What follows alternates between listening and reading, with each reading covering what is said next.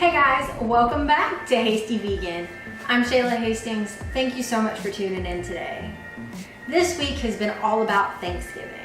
Thus far, I've posted 3 recipes that are side dishes to help you navigate this holiday. Well, today's recipe is going to be what I'm calling the protein of the meal.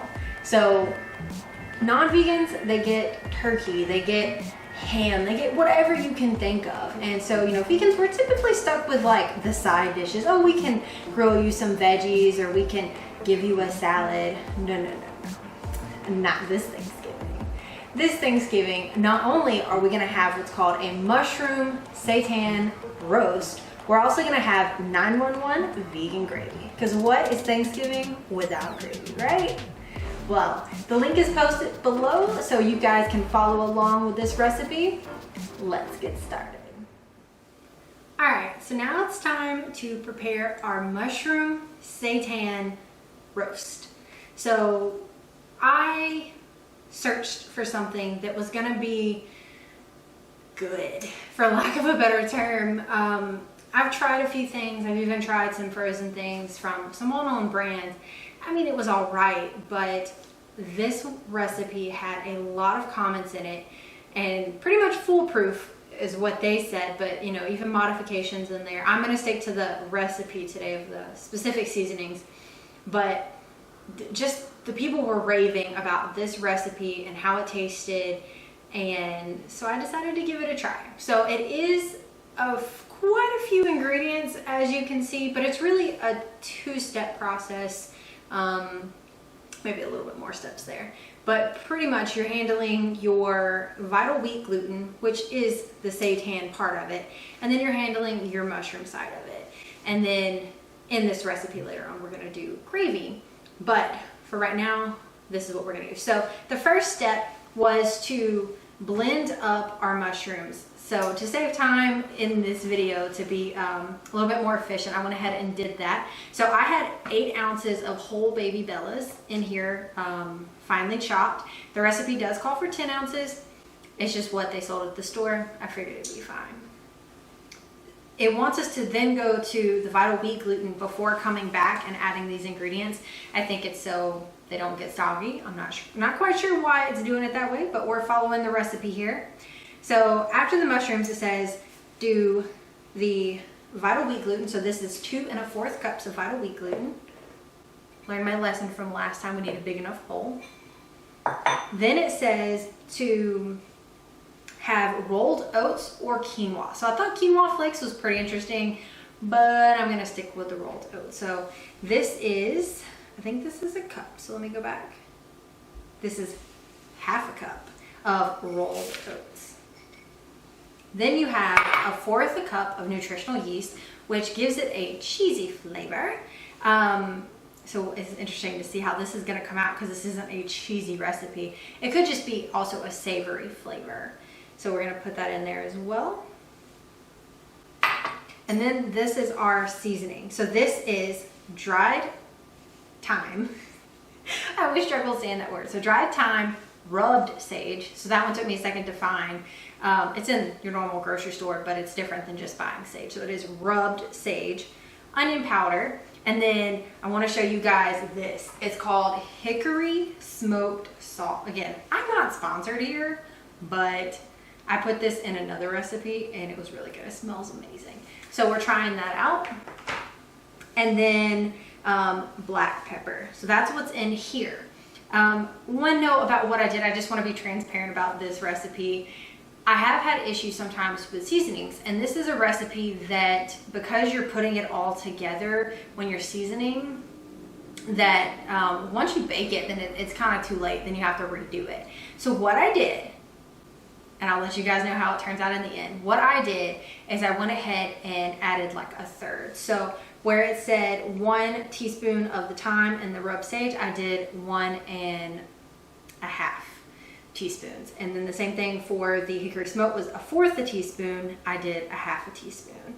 And 1/2 teaspoon of the onion powder, I did a whole teaspoon. So I just basically added extra. I don't know if that's actually 1/3. We'll do the math later.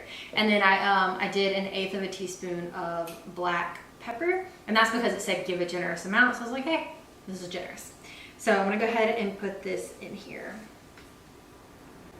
All right, so then what it says is to mix well to distribute all the ingredients evenly. So it's not wet, so right now I'm just gonna stir.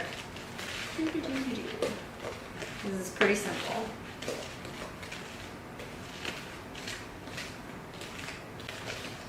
Okay, pretty simple there.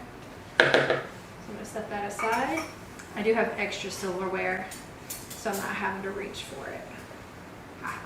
All right, so then the next thing we wanna do is we're gonna move back to our mushroom seitan. I guess that's as far as it'll go.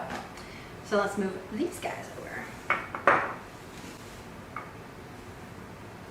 So what it says is to place the broth, soy sauce, garlic, and the nut butter in here, and then we're gonna blend until it's smooth. So it is 1.5 cups of room temperature veggie broth. Why room temperature? I might let you guys know in the comments if I remember to Google it. But if you guys Google it, comment below, let me know why it needs to be room temperature, but it's room temperature.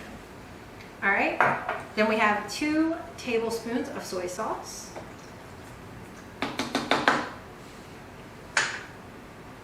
Then it says 2 cloves of crushed garlic.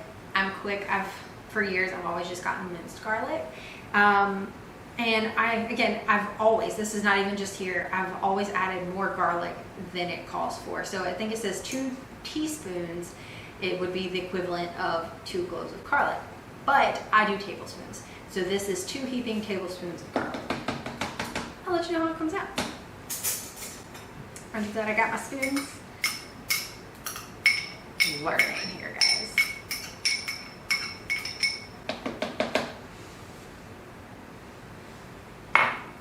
All right, and then our nut butter. So it says 1 tablespoon of, it calls for tahini or another nut butter. I don't know how that's supposed to work with another nut butter. Tahini is a specific bland, if you will, flavor. However, when it's combined with stuff, it tastes amazing. Like, you just put tahini over like a sweet potato and it's good. I don't know, it's just combined with stuff, it's good. It's in hummus. It's good. You never realize that this right here is not good by itself. But I kind of went with the rule of first mentioned, and so I went with tahini. I'm guessing maybe more of an almond butter or a different kind of butter is one that would, something, again, a little bit more bitter than maybe peanut butter would be good butter. All right, and so we're gonna blend that until it's smooth.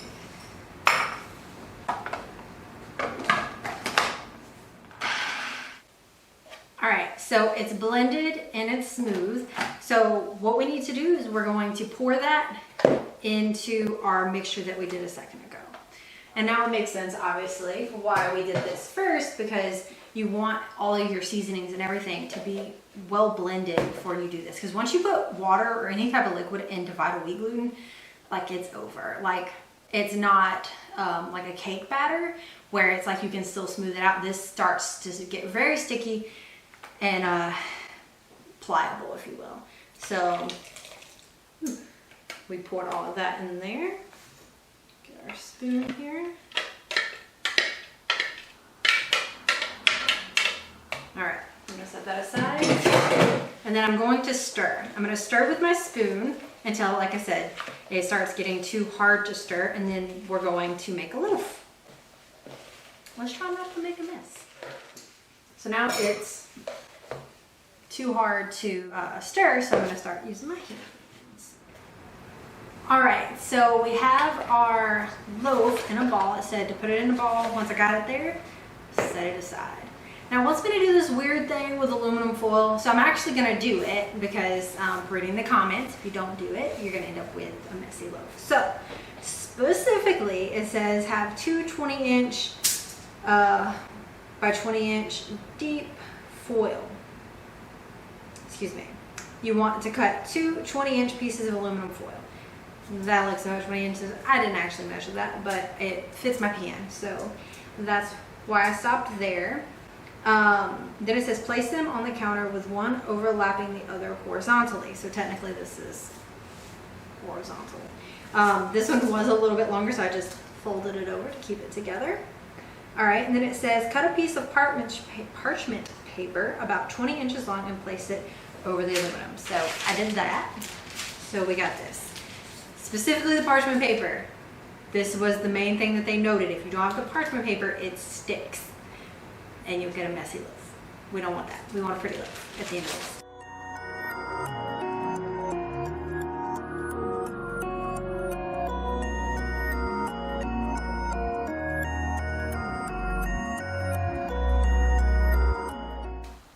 So here's my little pan. I'm gonna do that, and then we're gonna bake it at 400 degrees, let's see, for 25 minutes. All right, so while that's cooking for the first 25 minutes, we're gonna go ahead and make our 911 gravy. The first ingredient calls for 2 1/4 cup vegetable broth or a combination of broth and non-dairy milk. In the notes, it says that she used 1/4 cup of the non-dairy milk and she used 2 cups of the veggie broth. I went with that same ratio, but she did say that you could use up to 1/2 of the total mixture in this ingredient. So what I'm using today is a combination of 2 cups of the veggie broth, which is just regular veggie broth. She uses no chicken, which is supposed to give a more chickeny flavor, which we're gonna compensate with with our seasonings. And then I'm using an almond, cashew, and macadamia nut because that's what was at Trader Joe's when I went shopping.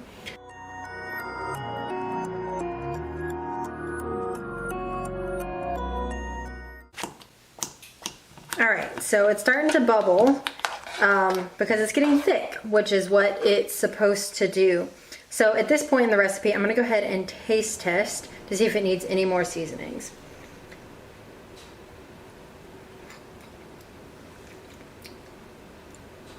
I do not think it does.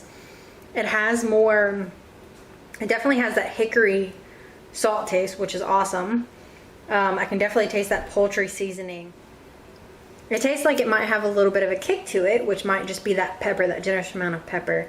So I'm really liking it. Now what it says to do is to simmer for 5 minutes. I may have to put a lid on it if it continues to pop. So our gravy got done just about the time that our roast needed to be flipped. So the roast, we're gonna take it out, we're gonna flip it over, and then we're gonna put it back in for another 25 minutes.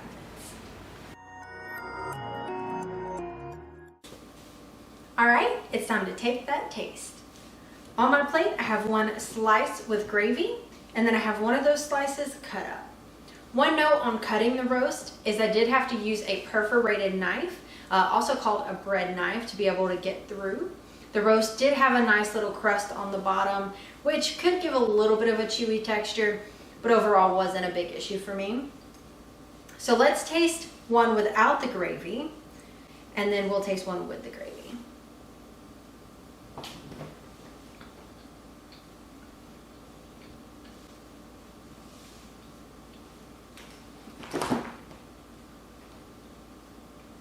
So definitely getting the crunch, like I said, from the crust that formed on it, but the texture on the inside is really good.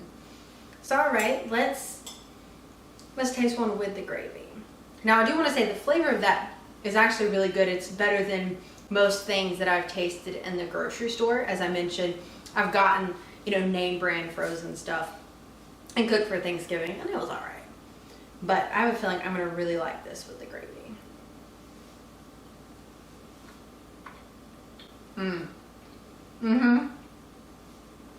It just takes it up a notch, maybe even like 5 notches.